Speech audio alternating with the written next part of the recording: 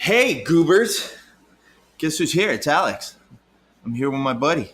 What's up? It's Sean, Gorilla Boy. You know, the guy with the long arms and short legs. So you're Tauntaun. No, that's the opposite. Oh, that's right. You're All right, guys. Just before we start the podcast, we want to give a shout out to the podcast sponsors. First and foremost, as always, shout out to Choke Aloha. Check out chokealoha.com. Use the promo code Jiu-Jitsu Radio. Choke means a lot, by the way. Choke means a lot? Mm-hmm. Does it really? Yeah. I did not know that. You did not know that. Now you do. Choke means a lot? The more you know. Choke means a lot. A lot. It's pigeon. Are you just like bullshitting me? No, right now? you can look it up. All right, well, I believe you. Kind of. Use the promo code Jiu-Jitsu Radio. Get 20% off at chokealoha.com. Show some support for our very first podcast supporter. Shout out to Leah and everyone over at the Choke Aloha team for always being supportive. And if you don't want to smell bad like Sean, go to Jiu-Jitsu Soap Co. Get yourself some soap. It's actually pretty good. Have you tried it yet? Did I give you a bar yet? You didn't give me shit. Good. Because it's all for me. That's how good it is. I don't want to fucking share it. It's so good. Actually, I do got to get you a bar. It's really, really good. They actually did a collab bar with McDojo. Shut the front door. And it's actually one of my favorite ones. Actually, they, for a while, I don't know if he still has it or not, they had a Fight Club soap bar. Oh. So it's actually pretty cool. So check out jujitsusoapco.com. Use the promo code JJRadio. Get 10% off your complete order. Tell them I sent you. Tell them Daddy loves you. And you'll get hooked up. I also want to give a shout out to really solid podcast supporter, Giraffe Choke. Giraffe Choke is run by a good friend of mine. And he's been extremely supportive of the podcast since day one. So I really appreciate it. Guys, give him a follow. Go check out Giraffe Choke. I don't have a promo code, but it doesn't matter because it's worth every penny. Go check him out. And also, before we start the podcast, special podcast, go check out Want vs. Need. WantVsNeed.com. If you listen to the podcast, you'll understand why. But follow him on Instagram. Check out the website. Get yourself some cool jiu-jitsu gear. It's not just about training. It's also about the lifestyle. And by any means necessary. We got a pretty cool podcast today. It was pretty cool. Yeah. Dun, dun, dun, dun. Fucking Dun, dun, dun, dun. Dun, dun, dun, I got this song fucking stuck in my head now because of this guy. You can call me Betty. Betty, when you call me, you can call me Al. Call me Al. Are you done? Yes, I'm done. Thank you. Dun, dun, dun, dun. All right, shut up. We got to get this podcast started, guys. Everybody, please check out the podcast. See, you got me fucked up with this stupid song now. Check out the sponsors. Go ahead, pick up some stuff, treat yourself, and don't be stinky. Get some soap. If you want to support the podcast, please go check out my website, mycosmicjourney.com. Go check out the blog. Go check out some of my artwork. Pick up some of my photos. Put them up on your wall. Look like a human being, civilized office artwork. It'd be pretty cool. Go follow Sean, Gorilla Boy, BJJ at everywhere, Instagram, Twitter, the Snapchat, except I don't do Snapchat. Weren't you supposed to make like patches and stuff for Gorilla Boy? Oh, yeah, it's going to happen. You someday. lazy fuck. Whatever. Go ahead, follow Sean. Go ahead and follow me, guys, too. Sunder Marketing is the company. If you want to check it out, always go subscribe. Share the podcast if you like it. I'm going to keep on rambling. That's because I love what I do. Today's special guest is someone that I've been trying to get onto the podcast for quite a while. Why are you touching my shit? You don't need it no more. Don't touch it. I'm recording. I know. I'm just. It's actually someone that I've been reaching out to for quite a long time to try and get onto the podcast. And the only reason Henny Youngman. No. Okay. Can you not peek my microphone? Whatever. I mean, dude. we're literally like a foot away. You don't have to yell it. I don't know. Can you let me introduce this guest? Yes. Can you let me introduce this guest? All right. Arnold Schwarzenegger. I wish. That'd be kind of cool. No, this guy is someone that I reached out to for a long time. I've been a supporter of the company for quite a while. And, it's someone that, as you see from the podcast, that I've kind of really paid attention to because I like the way that he did everything from their film work to their jiu-jitsu lifestyle apparel stuff. Al Lagura from Want versus Need, all the way from California. He Super cool dude, man. super gravy. Um, I was more than happy to be his excuse for getting out of no-gi training and having him jump onto the podcast. So without further ado, Al Lagura of Want versus Need on Jiu-Jitsu Radio. Da, da, da, da, Shut up. da, da, da. You kidding me, Bob?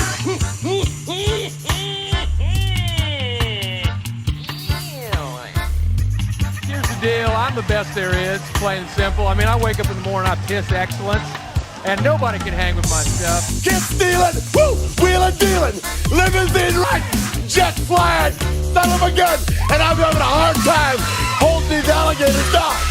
Woo! Ladies and gentlemen, welcome to another episode of Jiu-Jitsu Radio. Today is a special episode because not only am I joined by my good friend Sean Ambrosino.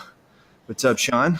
What's up, Alex? But we got a special guest all the way from California joining in remotely, the man himself, Al Lagura from Want versus Need. Al, thank you for joining. Thank you very much for having me. I appreciate it. No, I know I've kind of been bugging you for on and off for a couple of months to try and get you in. I just never had a real opportunity to nail down some time, so I'm glad we finally got to do this. The same here, man. You know, I usually say, just hit me up and then I'll reply as much as possible because if people don't email me, I usually can't get back to them. So, Yeah, you're one of the few people that's truly hands-on when it comes to their company for jiu-jitsu. A lot of guys they say they're hands-on, but they let other people take care of it. You're the man behind the scenes. yeah, as for now. Yeah, we all got to scale up at one point. Yeah. So we do have a lot of white belts and beginners and stuff like that when it comes to jiu-jitsu. So I think it'd be just appropriate to give people a background of who you are and your company and just kind of where you came from and how you guys started up. Okay, so Want versus Need is a lifestyle brand. The roots of our daily surrounding. Usually, a lot of the stuff that we come up with is a content that we produce, and the culture around us. Our communities, and especially like relationship with friends. That's how we kind of come up with some like a lot of our design and products. So the kimonos and t-shirt are just merch, but a lot of our stuff involves a lot in and around the community.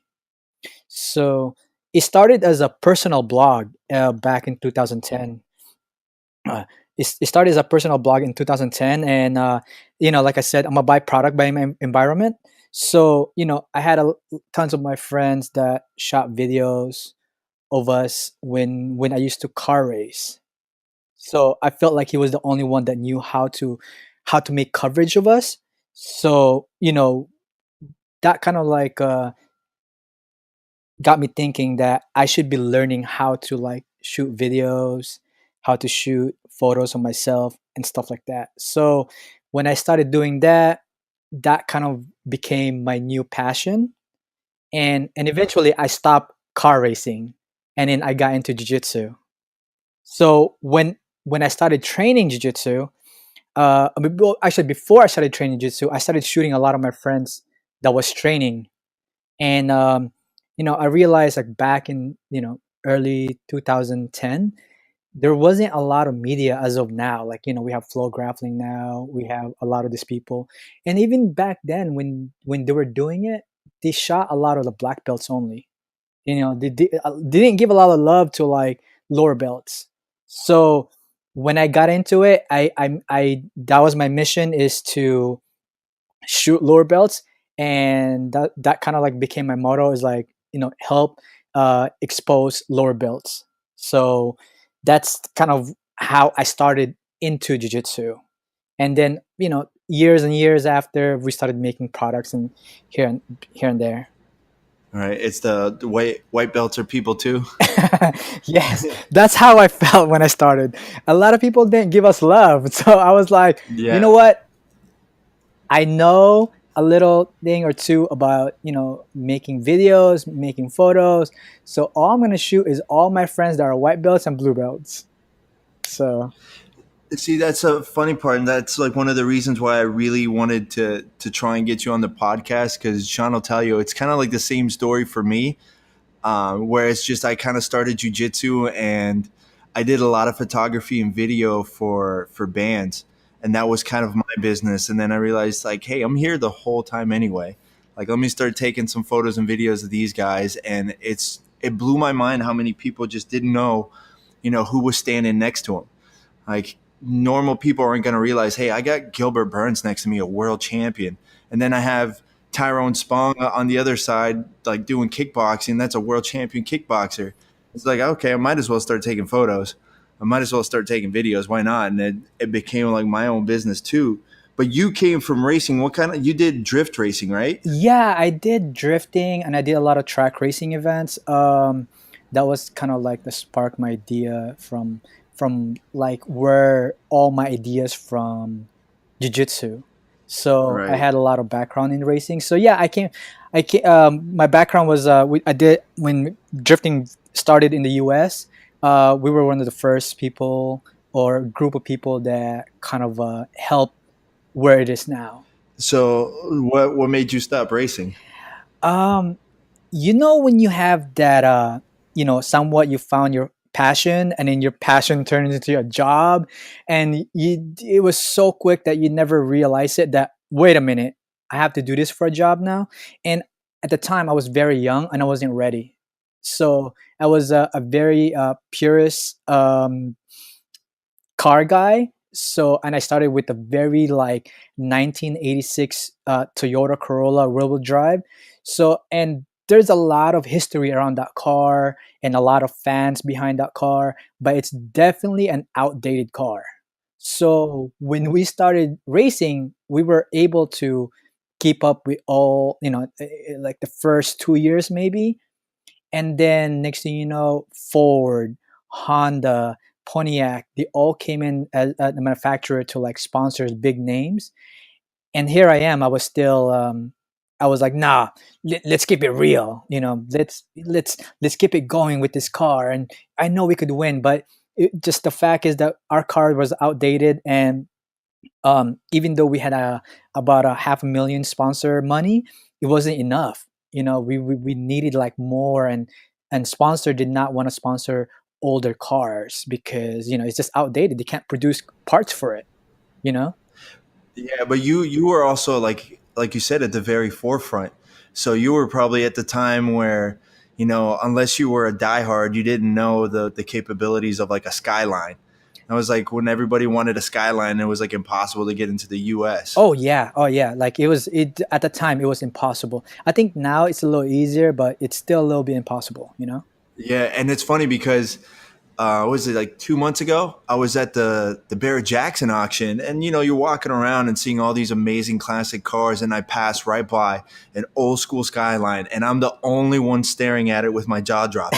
And these guys are like, they have no clue what they're standing next to. I mean, I grew up watching Formula One, Oh, okay. so Formula One and rally were my thing growing up.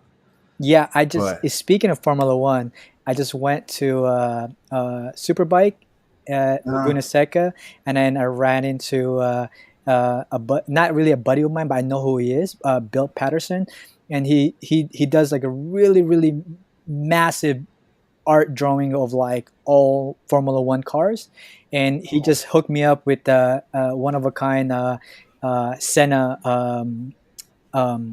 drawing. shut up, you're gonna have to show me that one. Yeah, You'll yeah, have yeah, to. yeah. You have to post that one, because that was my guy growing up. Even though my team was Ferrari, I was born in Italy, so my team was obviously Ferrari. Oh, so that was hard for But you then, huh? yeah, it was kind of like on the low. I just didn't let everybody know. It's like, yeah, I'm a big Aorton Senna fan. But it's crazy, like even so long after like he passed away, how big of an impact he had on Formula One. Oh yeah, I think at the time he was ahead of his time, and he was the best driver there was at the time. Like people talk about Michael Schumacher, that they like won like Yeah. 5 times more, but that was after when all this technology came. But like before that, it was all about driving, and Senna was like the Yeah. best.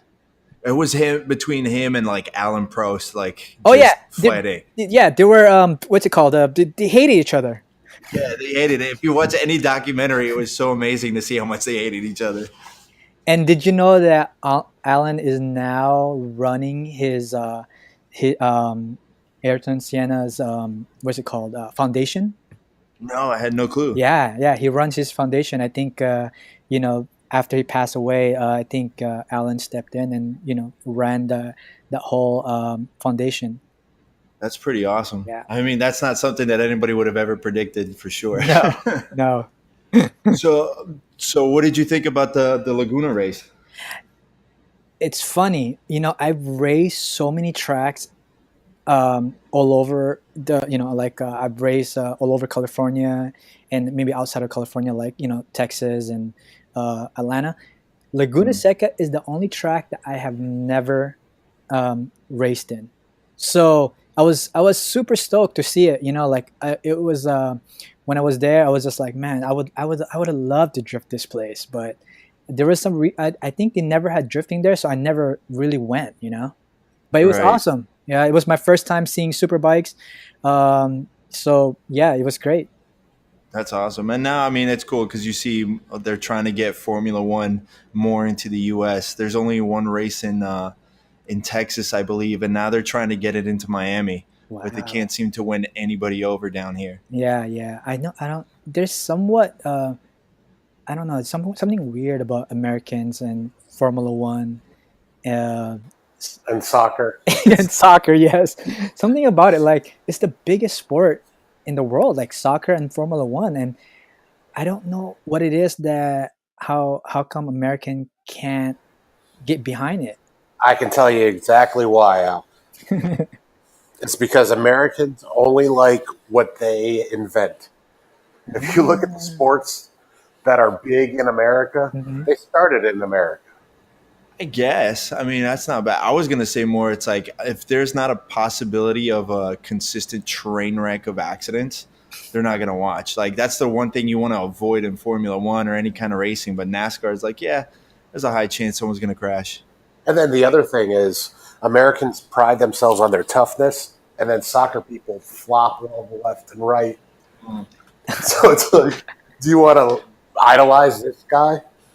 Yeah, You know what's funny? It's probably like the best example of what Americans really think about Formula One is just Talladega Nights, is Ricky Bobby. Like that's probably the best example. yeah. So you started the company. Now you're kind of really pushing it out there, and I mean you're kind of one of the first ones. Do you see a real big shift on the kind of attention that the apparel and the lifestyle and everything is getting?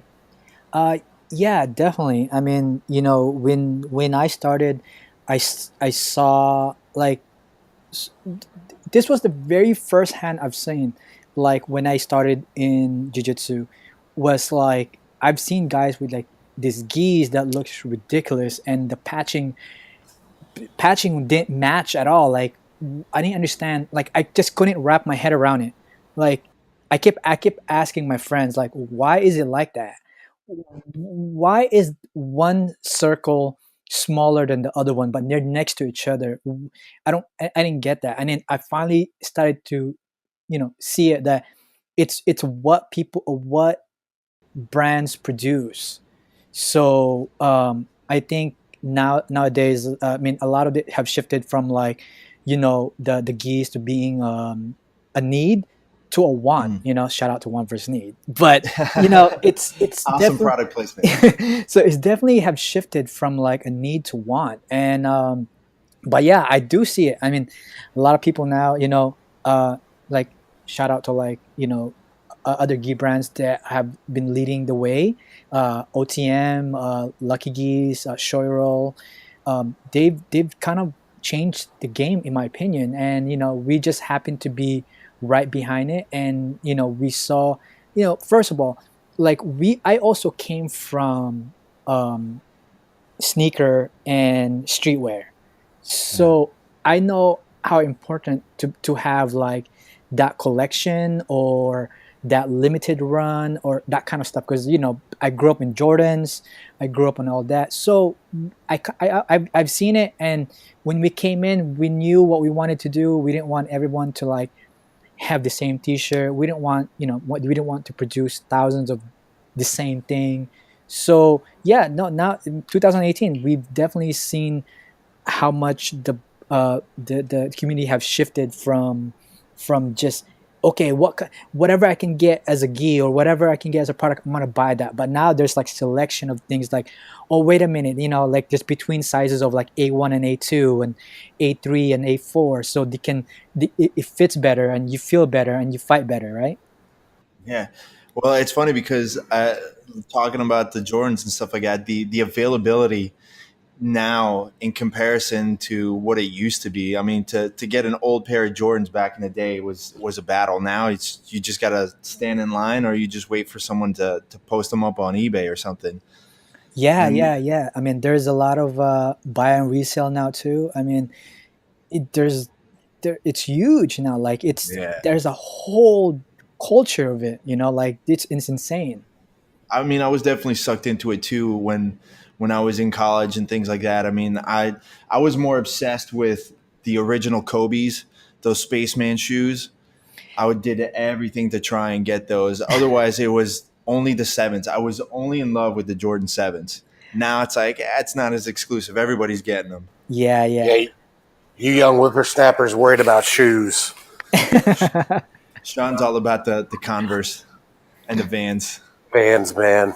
Hey, I love those too. All right, I do. I have a few of those, but I was never a Kobe fan. Just because it became from Michael Jordan to Allen Iverson, and Yeah. Allen Iverson couldn't win a game, or I mean a championship, because of the Bulls and then the Lakers after. So I was never a fan of Kobe. So I don't have one Kobe shoes or at all. Don't worry. Yeah, there's a ton of people the same way. I mean, everyone had their picks. So those Iverson, I remember the threes were like the biggest ones. The questions. Yeah. And then actually, who never got really into that much credit was T-Mac. T-Mac never got that much credit. He had some of the nicest shoes too. Yeah, I mean, if you're not in the forefront of like, doing it or being like almost like being the best or whatnot, like you get overshadowed with a lot. Like I truly believe like Allen Iverson got overshadowed a lot by Kobe too. Yeah, but what do you guys know about them Hakeem Olajuwon? Hey, don't. he was Who put those dope. out? Who put the? Was it K Swiss? Was it? I don't know. I think so. I think it might be right. I think it might have been the K-Swiss. I remember they were like braided on the sides. Yeah, that was like when they were making the push, and they had like you could change the stripes on the side. All you had to do was like pull a little tab, and you can change the flare on it. It was so bad. Those shoes were so bad. No, I remember it was BK Knights. Oh yes. Wow. Yes. That's Those so were bad. amazing, man. You can't. Those were amazing. Oh gosh, that's so far back. Dude, I'm 45 years old. Suck it. Oh jeez, it's so bad. So now you have the company to a real. I mean, you're definitely in the forefront as far as jiu-jitsu, and you don't have that flood of the market where you're keeping that availability. What is next, and like how do you keep on moving and improving? Well, one of the things that we always focus is like how can we be so like every year I have a goal, right? Every year. But one of the goal that I can't replace, even though like I'm trying to figure out like what's next, because a goal has to have like a timestamp, right? Like, okay, we gotta hit this. So like one of the goal that I have is just like I just want to create a community as much as possible. Like you can be anywhere, but you can belong, right? An outsider being like an insider. So our goal is just to really create that community as much as possible. And just like I said, products and merch will always be there. Like there's other products that we can buy. There's always that, there's other brands that we can buy. But like our goal is just to really create a community, and how we can help, like especially like my friends or the athletes that are coming up or stuff like that. So that's not only my goal. Like I have partners that's really good at that. Like they they figure it out, like, okay, this is how much we need to do, how much we sell. Like, I don't get involved in that as much as I should, but my goal is just to like, okay, how can we create, and how can we keep give back to the community. And then you do all like a lot of collaborations too. Yeah, we do a lot of collaboration, but a lot of that is based on friendship. Like, we have a lot of the things that we do is like there's history about it. Like, jiu-jitsu is a very small community, as people think otherwise. But so, like, a lot of these guys are just friends. We have history about it, we talk about it, we're like, hey, what do you think of this? Like, it's never like, hey man, we should do a collaboration. Like, it's always like, oh, cool, you do that, I do that too. Oh man, like, let's figure it out how we can mix this together later on. So do you feel like you're more creative now than when you started, or do you feel like sometimes you have to pull in more from others? um well, here's the thing, now have changed a lot for me, anyways. In the past, like, I'm designing everything by like maybe like weeks before we print or weeks before we do something. Now the change now is like, I'm designing within 6 months now. So now it's like, I don't really have to worry about have to pull in anything, because I just have to pull myself and my team aside for a week or two to think about, like, okay, let's design something within 6 to 9 months from now, and in hope that that's people can relate to it, or what we're trying to do from here on. So I don't really like, I'm surrounded by friends. I hang out with my friends every day, and um, like, I watch a lot of things, what's going on in the market. So there's just stuff that comes into me all the time, and I just make notes all the time. I just list them all. So I don't really have to worry about like having to pull in, like, oh, I need, what can we do for here and there. But like, have a very strong team, and I don't think there's a problem for us for now. So like you're really far ahead of the game.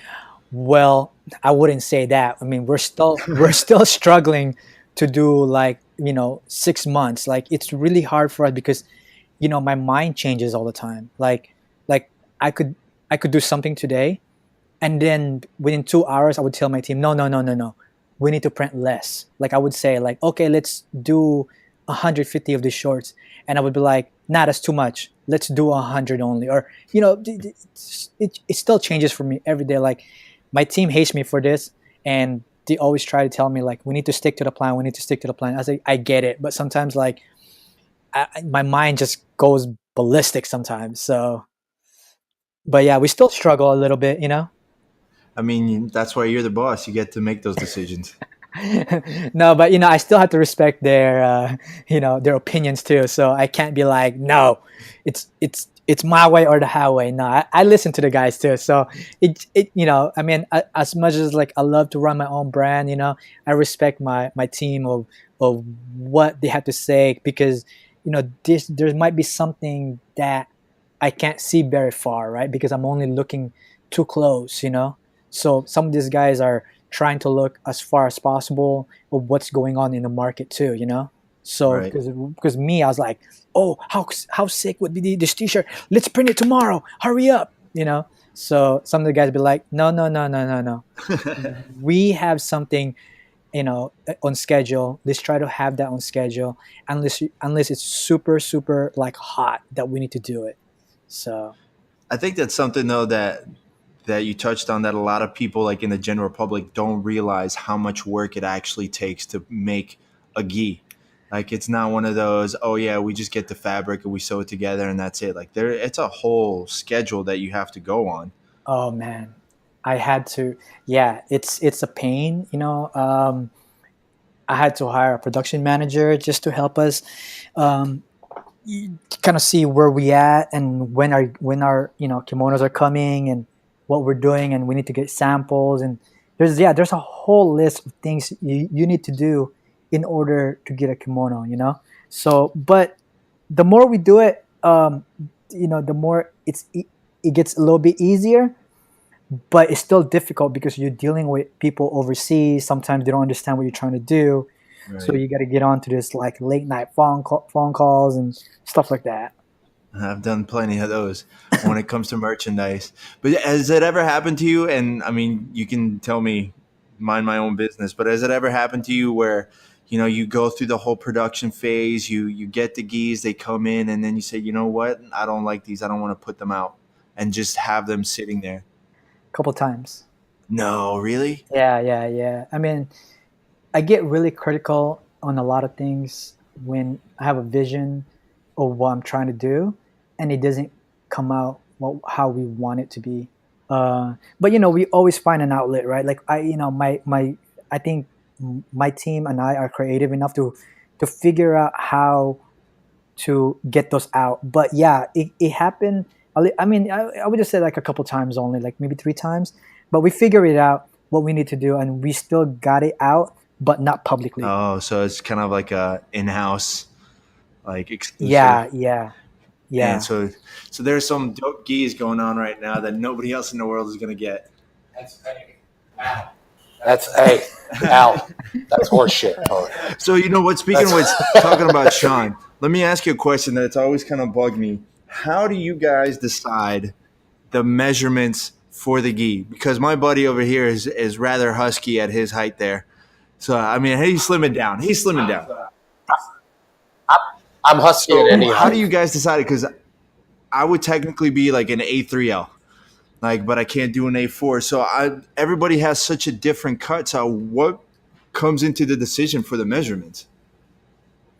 So we're not. I mean, like I said, right? We came into this game kind of late, right? Like people have already done things in this market that we saw, and we just kind of came in and just fixed a little bit of the issue. But like there was already different sizing that was already in the market, and we just got what we thought was the best uh gi in the market. We looked at it and we're like, okay, well, let's make adjustment from this. So we listen. Like a lot of times we take a lot of notes of what the customer tells us, or when they email us what's going on and stuff like that. So we take a lot of notes. So we don't normally try to make any changes within that year, but we take notes for the next year. So that way, when people buy something, they get the same thing. And then when we do change something, we let everyone know on our email, like, hey,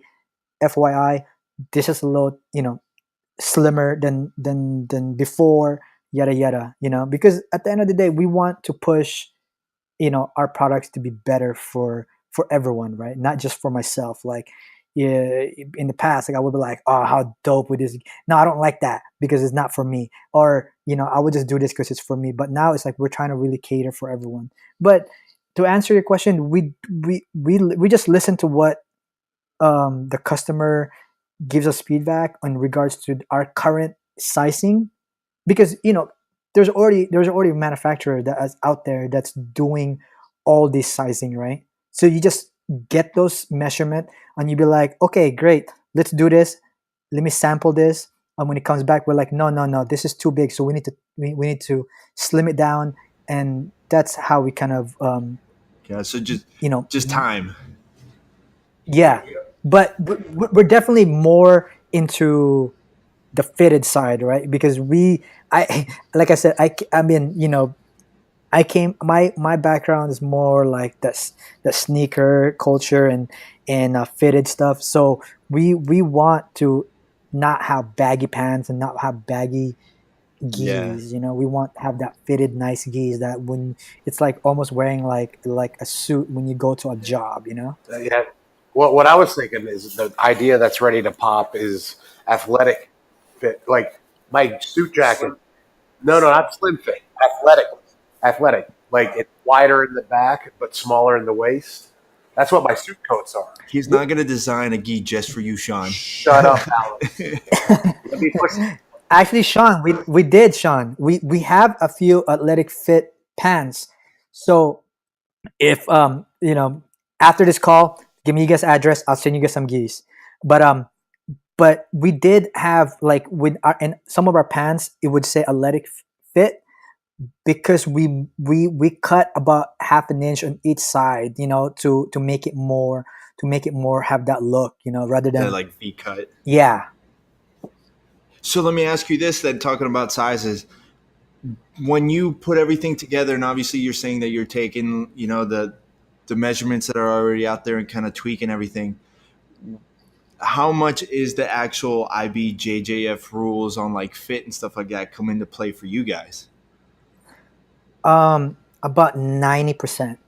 Oh wow. Yeah, we design everything based on IBJJF rules, because in my opinion it's the biggest um events we have now, right?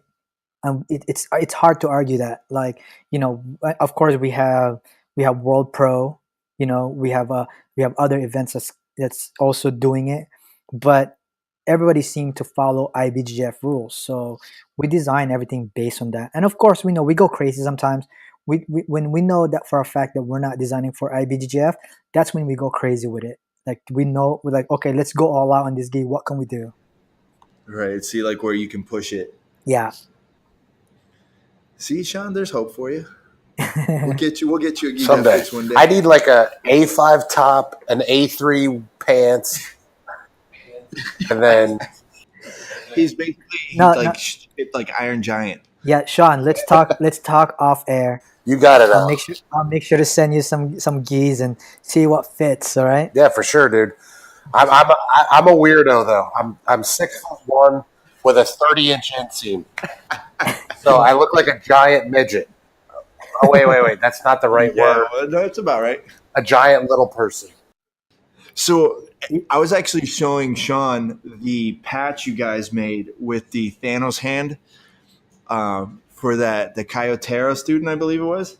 Mm-hmm. That came out so sick.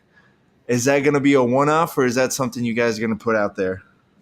No, we're not putting that out there. It's actually not ours, right?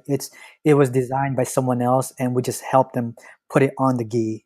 So yeah. Speaking of patching, that's how we kind of like started our when we came into the game, because I remember seeing, I think it was Galvao. When I saw Galvao with his patches, I just didn't understand why they were not symmetric. Like, how come these patches are not symmetric? Like, why? So when I came into the game, I knew how to um,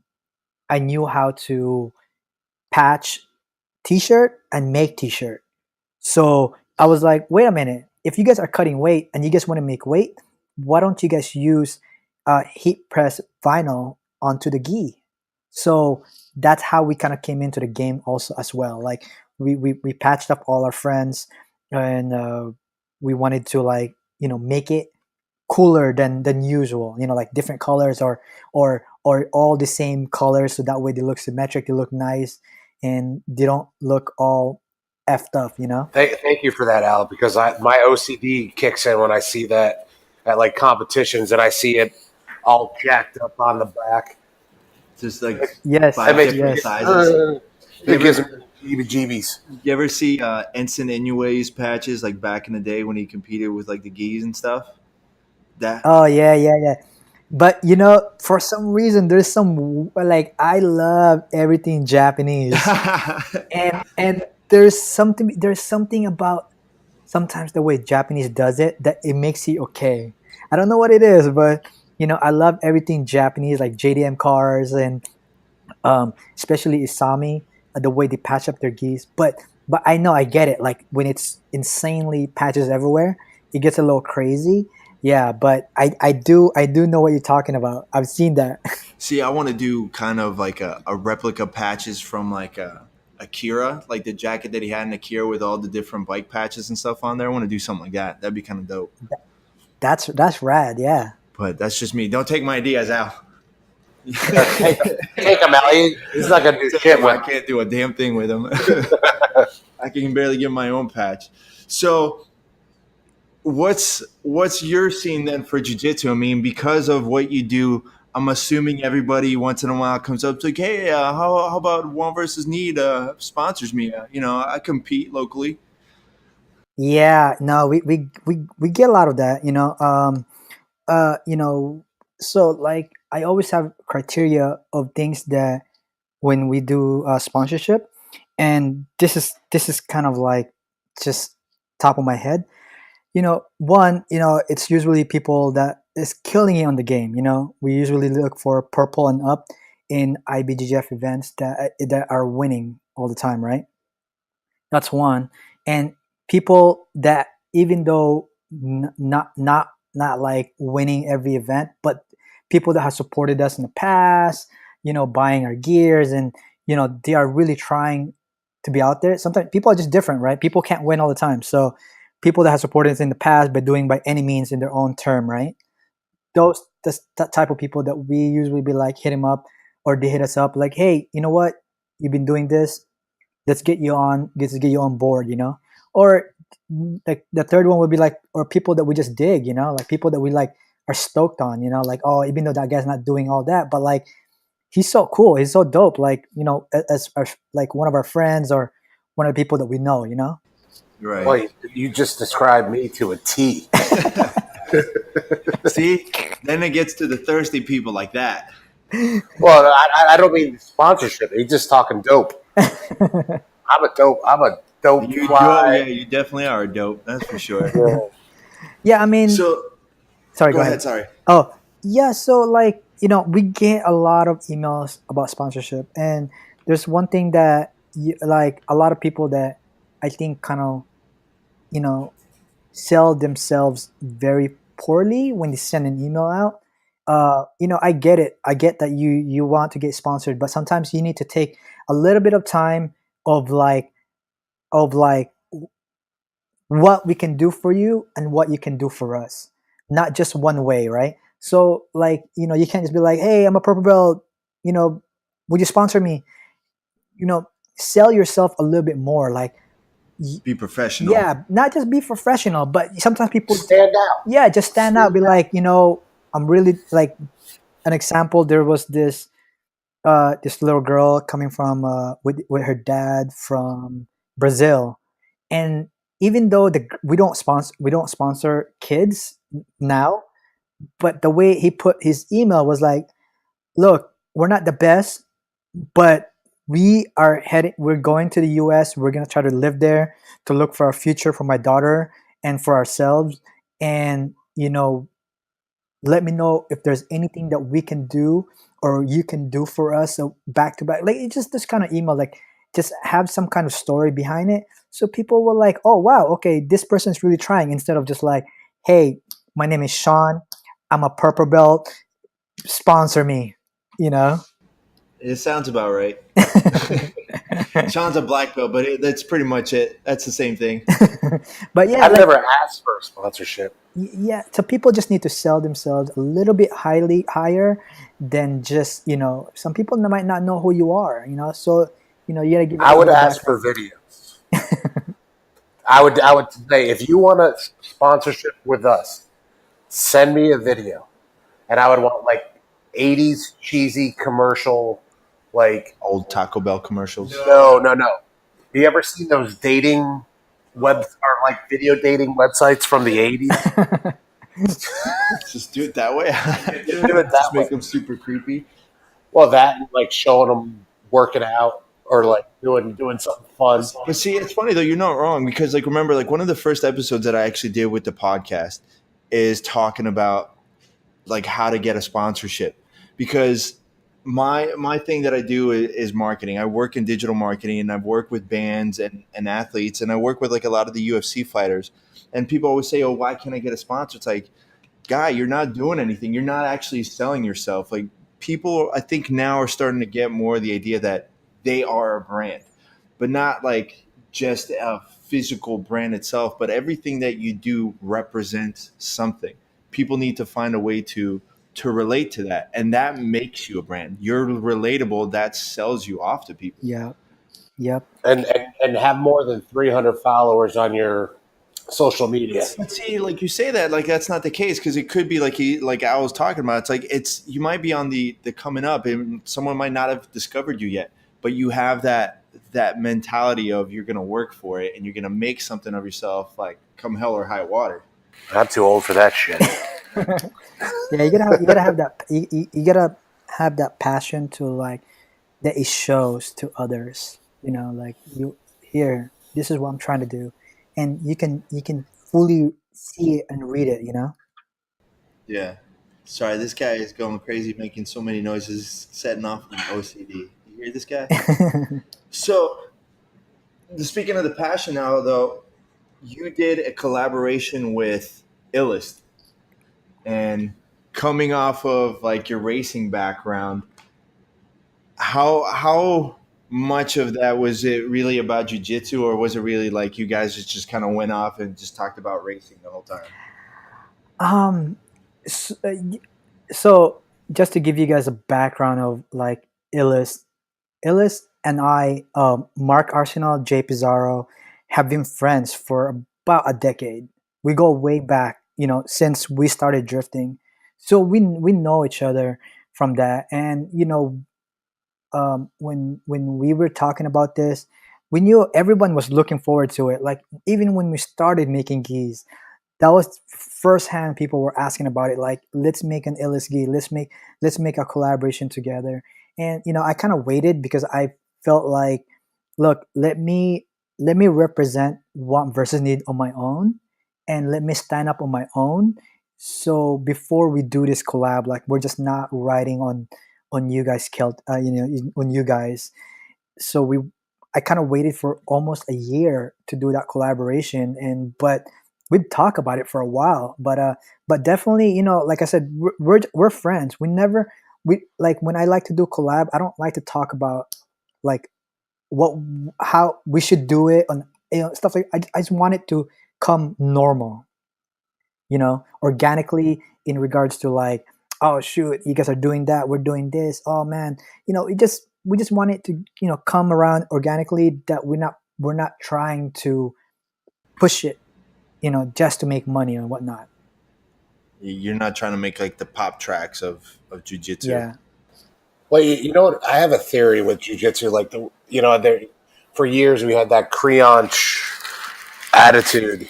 You know, like you can't cross train, you can't go to this school. Dude, we all love the same thing. Do you know how rare that is? Yeah, I mean, If we can all love the same thing, why can't we work together? exactly.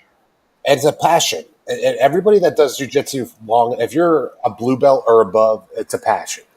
Yeah. You're not giving it up normally. There's a lot of even like white belts. You know, you once that bites you, it's kind of like they become more passionate than other people. Yeah, I mean, I always say like, as long as you're doing it, what does it matter? Like how does that affect in your life, right?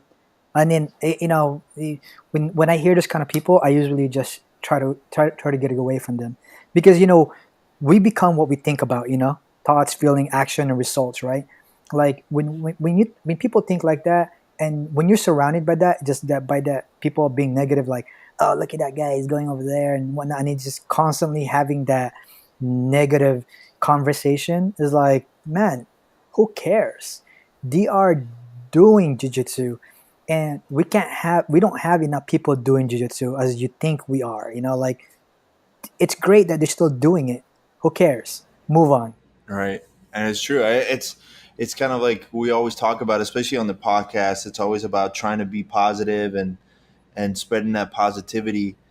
But you said, coming from a company point of view, how much do you really see like jujitsu growing from your point of view? Because everybody says, oh, you know, jujitsu is growing, it's getting bigger and bigger. But is it really as big as people are thinking, or do you still say like it's relatively small in comparison? Oh, it's very small compared to a lot of things in the sport, right? Like if you think about it, like judo, you know, it's way smaller than judo. I mean, even like, you know, probably a lot of people will hit me up and hate me on this, but like karate, right? Karate, taekwondo is way bigger than jiu-jitsu. So when people, you know, say it's growing, yeah, it's growing, but it's still very small. Like if you go to World Championship and to one of the biggest events is Pan Am's, like you don't see millions of people there or even thousands, right? You don't see thousands of people there at one time. So, but you know, maybe that's a good thing too. Maybe we need to mature a little bit more, and maybe we need to have some kind of changes before we grow too fast and too big, right?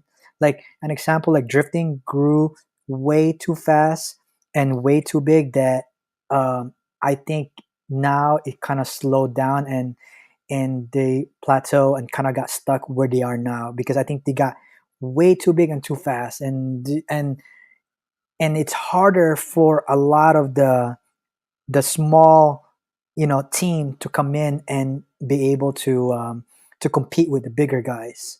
So and I'm actually very glad that IBJJF has this point system now that when you compete at worlds as a black belt you need to qualify, which is I think that's a good start because so that way it kind of makes it more a little bit more professional, so you don't kind of see just anyone going in there and fighting Bushesha or Cobrinha or Rafa Mendes and tire them out for the final instead of seeing the best with the best in the finals, right? Like that guy, was it the Taekwondo guy that came in and fought Galvao, and he just got danced on? Oh my god, bro! I have a story about that. Oh, please. If we can just Yeah. okay. When I came into jiu-jitsu, I saw Galvao did that, and I have this like I hated Galvao when he did that. I was like, oh my god, I could never like this guy. Like, why does he have to do that? Because I didn't understand, I didn't understand like why is he like doing that to that guy? Why don't he just like tap him out and move on instead of pushing him? So I have this hate for Galvao for many years until I found out what it was. But it's that video really really like made me hate Galvao. It's all about context, But now, right? just FYI, I like Galvao, by the way. Now, Disclaimer. But what's funny is like it's almost as bad as if you ever saw was it Rafa Mendes in Japan when he went to go compete at IBJJF in Japan. bro, Have you ever seen was that? so It was so bad, that was unreal. and That was you can't even say how do anything you? Well, Yeah, how do what you say is there's levels to this shit. for sure. You know, mm-hmm, But it's almost like unfair to sit there and say like, okay, you're gonna go over there and you think that you're gonna have like a tough competition. You know exactly what you're getting into.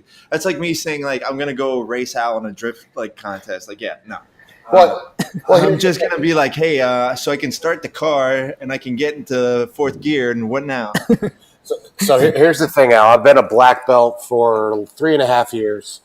I won the worlds at brown belt, but not the real worlds, the old man world. Old man worlds. I would not go and compete against the purple belts at the world because those guys are on a different level than what I'm on. I understand that. I agree with you. I mean, coming up from looking at 2010 Worlds to now, it's insanely different. Like you got blue belts that are just killing the game that are tapping black belts. An example like that kid Roberto Jimenez. Uh-huh. I mean, he was what's it called, a teenager at the time when he was a blue belt and he was tapping out black belts. Well, we used to train with Mikey Musumeci. Oh, even Mikey. Yes. Mikey is insanely good. Well, he started here as a purple belt.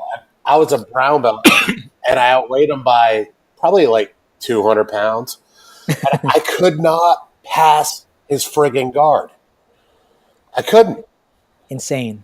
Yeah, it's so nuts. I mean, we've been fortunate enough. Like I've been training under Sean for a couple of years, and then I switched schools just out of necessity.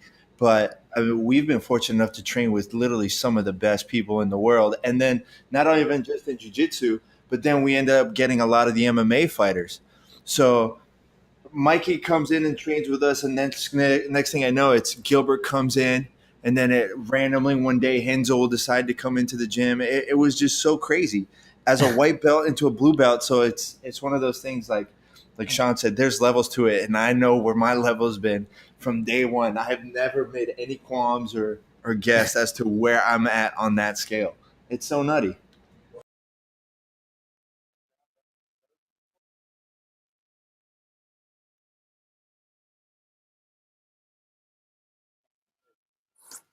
Yeah, and you guys have to deal with that.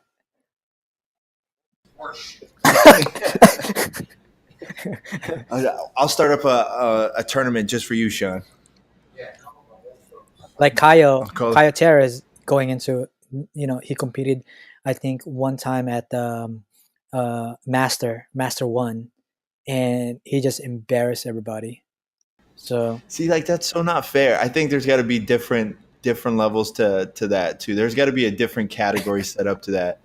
Like that's just not gonna happen. That's like all of a sudden Roy Jones deciding, you know what, I'm gonna go into like amateur like boxing for over 40. It won't matter. It's still Roy Jones. yeah. Did you see the video? I think it came out about a week ago of a nogi tournament, and it's this young kid. He had to be like 15 years old, going up against this other guy. He had to be like early 20s, and the kid just sat down. He just sat down and just kind of waited, kind of scooted forward, and the guy got so cocky that he did the Nick Diaz, like Oh he laid yes, down on the side. Did yes, you see that? yes, I have. Yeah, Have you and seen this, and he Sean? I tapped did him. not see And it. he tapped him. He tapped him so good too. It was probably one of the best like humble Oh moments yeah, ever. I saw that one. Yeah. So, like, I'm curious to hear like your opinion of someone that kind of came in supporting the lower belts, and then you see something like that. What runs through your head? I mean, I always have to go for the underdog, man. I'm more like an underdog guy, so I mean, you never want to overlook your opponent. I mean, there's this one guy. I mean, there's two guys actually, the Meow brothers. I've seen him in person. I've trained with them. I've took him around, to places and stuff. And one thing that they always tell me is no matter what, who you're going against with, is never underestimate them, no matter what. So when you see these guys compete all the time, they never underestimate anybody. They are going in there to go for it. Like they're not trying to like pass your guard, release, and then repass the guard. Those guys never do that. They go in there to make sure that I have to win this. Either by tapping you out or you know that way people can see that we're not here to like just underestimate anybody. I have a theory. Well, no, it's along these lines. Same thing. Is nobody is as tough or as weak as you expect them to be. Like there's been guys that you think, you train against them, they're going to be easy. Look at this guy. It's like me when I roll with you. I'm guilty of that. Yeah, you're like, and then you start rolling with them, and people are feisty and wiry. They want to like bony and push on your tendermint. So Al, I'm actually kind of curious because you seem to have a very positive mentality, like not even just in just jujitsu, but kind of in your everyday life in general.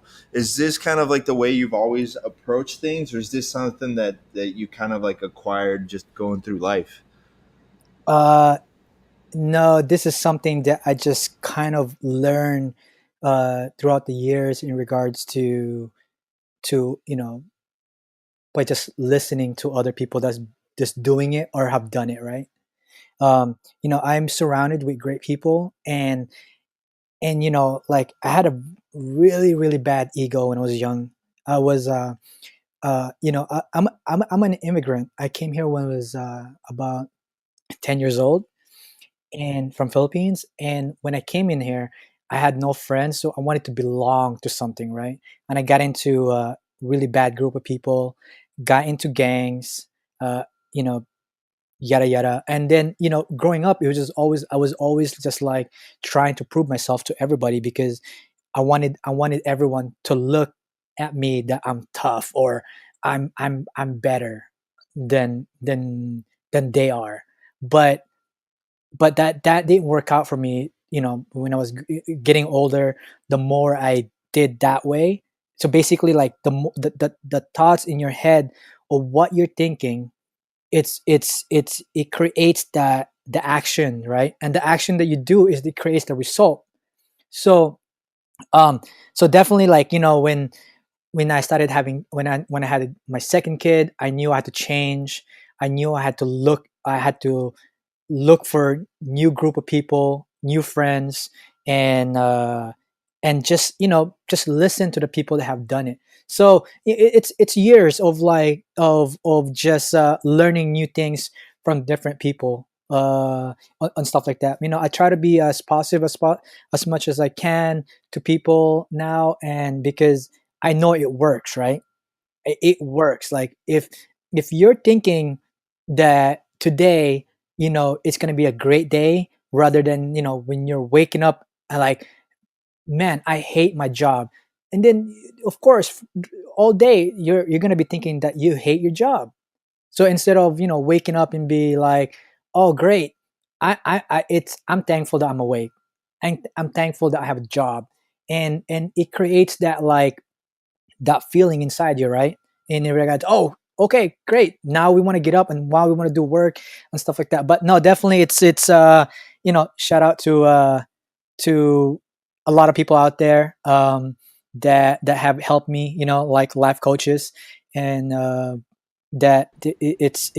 it's up to you to make that change too, Yeah, it's definitely the mindset on how Yeah. you approach everything. I just started reading a book called Unfuck Yourself. Oh, I saw that. Yeah. It is it's a great book, Alex. It's everything that you've been saying about thoughts and how it's like that Jocko Willing kind of Yeah. Oh yeah, his book is great. yeah. This if you're looking for something along those lines, if you're bored, pick it up, man. It's really good. Oh man, I mean, I don't read a lot of books, but I listen to a lot of books. Here's what's cool about this one. This guy that wrote it and on the Audible, he's Scottish. So So you it get makes to, it sound cool. oh yeah, dude. You're trying to listen to him and he said, "Unfuck yourself." Oh man, I have to see. I actually saw it. It's funny because I saw it the other day. I saw an ad pop up for it. I have to check it out. For me, it was as cheesy as it sounds. I randomly saw this book in Barnes and Nobles called Quantum Affirmations, and it was kind of like along the lines of like The Secret and all that stuff. So I took everything with a grain of salt. But it was one thing that I really kind of stuck to, and it's as soon as you wake up in the morning, you before you even put your feet on the floor, just go through your head and say everything positive that you want to do. Plan out what you want, and plan out for the success that you want, and work for it.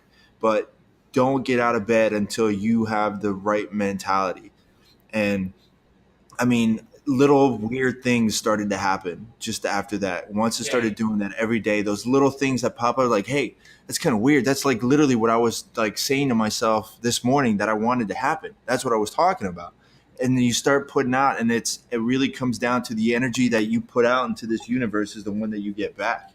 Oh no, I did. That's, yeah, definitely. Like, I know, I know for a fact that if I don't get up in a positive way, my day sometimes can really sucky. Like, so I always have to, like, bring my, like, before I wake up, is like, I always have to think what my goal is, or how thankful I am, and stuff like that. And it helps when you guys, like, everyone has a phone nowadays. Like, just make notes of the stuff that you're thankful for, or at least some kind of goal. So it makes it easier, like, like I have this seven equities, like mind, body, soul, family, friends, business, and then money, the very last. So those things helps when you wake up, and you can be able to read it to yourself, or at least like have it in your head to be thankful for.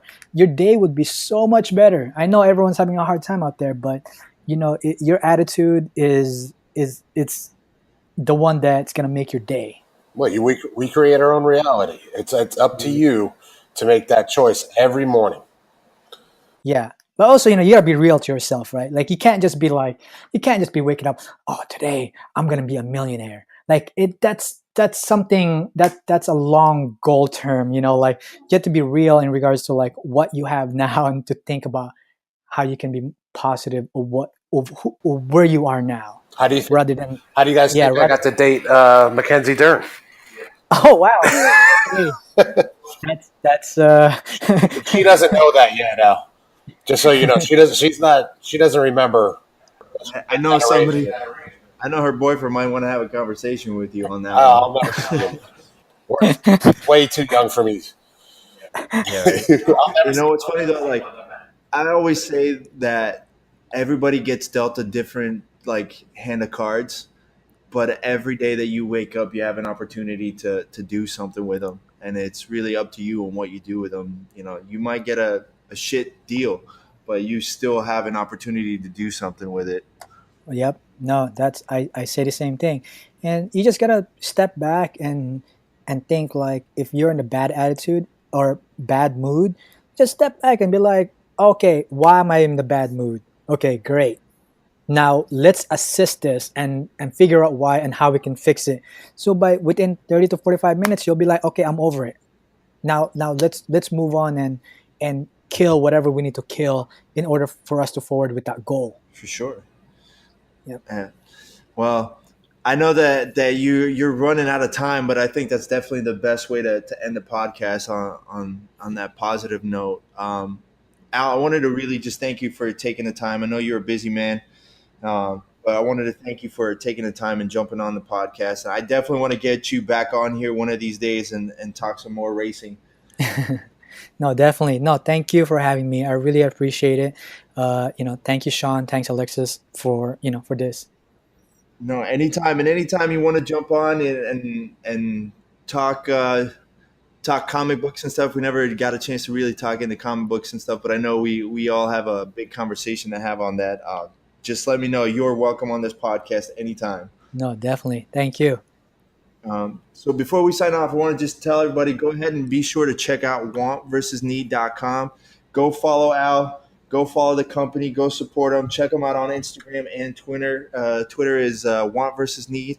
Instagram is the same, I believe, right? Want versus Need. Yes, sir. So guys, give them a follow. Check them out. You got some cool stuff, and you also have the HBA crew, right? Yes. Yeah, we that's the whole members that we have. Yeah, that's a whole nother conversation. Oh yeah, when's the sign up for that one? I gotta know when the sign up for that one is.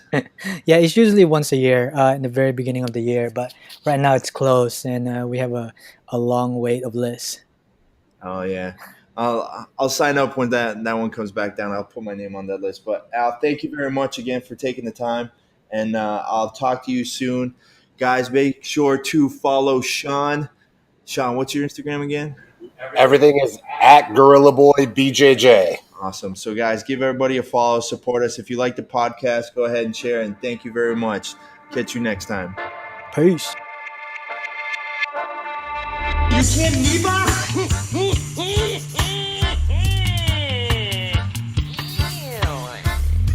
Here's the deal. I'm the best there is, plain and simple. I mean, I wake up in the morning, I piss excellence, and nobody can hang with my stuff. Get stealing, woo, wheeling, dealing, limousine right, jet flying, son of a gun, and I'm having a hard time holding these alligators.